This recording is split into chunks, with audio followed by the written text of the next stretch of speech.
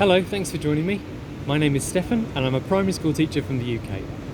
As a primary school teacher, one of the things I'm most passionate about is teaching Shakespeare, and I've co-authored a book about my experiences. It's due out later this year. The book is called Teaching Shakespeare in Primary School, All the World's a Stage, and it's from the excellent David Fulton publishers, and the book is available to pre-order now. On April the 23rd, people celebrate the date of Shakespeare's birth and his death, not in the same year. And you might be doing some activities in school related to Shakespeare in order to mark the occasion. If you are, and you're not sure where to start, this video might be helpful. So if you teach younger primary school children, such as Key Stage 1, there's no better place to start than with The Tempest. The Tempest is a brilliant play. It has a wizard, a magical sprite, kings, and even, depending on your perspective, a monster.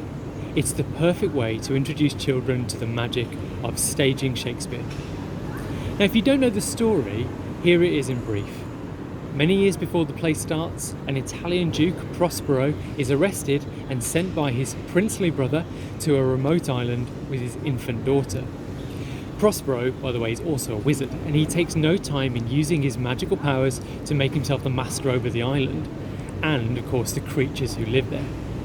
In the present day, Prospero's brother and the other royalty just happen to be passing Prospero's island in a ship, and Prospero seizes his moment. He conjures a great storm, a tempest, which wrecks the ship and brings the passengers, including his own brother, onto the island for a showdown. And there are some excellent adaptations of this story to use with the children, both scripts, graphic novel versions and short novellas. So there are some really good ways to bring this play to life with the children, and here I'm going to describe 3 of them. First of all, a good place to start is by recreating the opening scene of The Tempest. That's the great storm. So to gather together some long strips of blue material, a collection of musical instruments, and, if you can manage it, a wizard's hat and cloak. Seat the children in a performance circle and read to them the opening of the story. You could use an adaptation to do this, or you could just narrate it off the top of your head. As you do so, the children can start to wave the blue fabric to create a moving sea, and use the instruments to create sound effects of thunder, rain, and crashing waves. Now you should take the lead, modelling being the wizard Prospero by standing on a rock at the shore and, using instructional language, command the movement of the sea and the rumbles of the weather, and the children can respond. Once you've had a go and once you've demonstrated, invite the children to come and take turns playing Prospero, while the others can play the roles of the sailors balancing on their boats in the middle of the sea. You can just use PE benches if you can't stretch to a real boat. To bring it all together, choose a child to narrate the opening of the story, with everybody else providing the visual and sound effects. It's magic, a brilliant way to start your topic on The Tempest. Second, you can take this project further and start to make your own fantastical creatures. Now, Caliban is not a monster. He's the native of the island, but to Shakespeare's audiences, he represented the exotic kind of beasts that and strange savages that explorers were encountering in faraway colonies. But in the play, Caliban is discovered sleeping by some of the shipwrecked sailors, and he's under a blanket, and they can't make out whether he's an animal, a fish, or a man. This is a great starting point for creative character design. So first of all, you could get the children to design a creature, maybe by making collages that combine pictures of real animals, so like the head of a crocodile, the wings of an owl, tail of a mouse, that sort of thing. And if you're feeling adventurous, you could even make junk modelled versions of the creatures instead.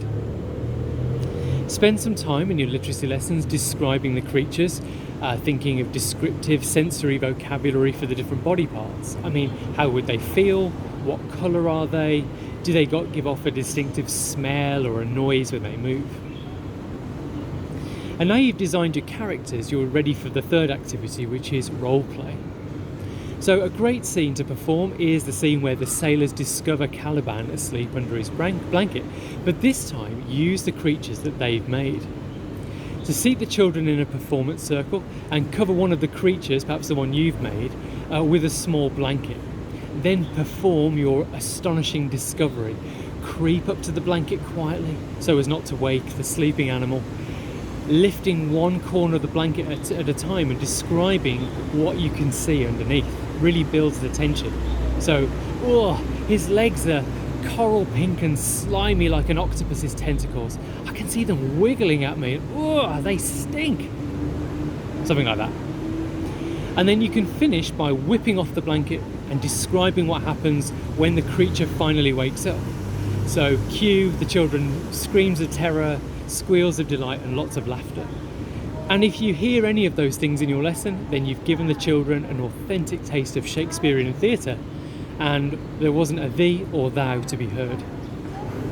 And now the children are ready to explore the play further. They could role play the scene themselves and then turn it into a piece of creative writing, or a dance, or a computer animation on Scratch, a movie, or something else entirely. And those were 3 really easy ideas for teaching the Tempest to younger primary school children. Now, if you like this video, please share it, and if you would like to comment, please keep it kind and constructive. You'll find more ideas like this in our new book, Teaching Shakespeare in Primary School, which is due out later this year. And you can get updates on that book by following me on Twitter. Thanks for listening.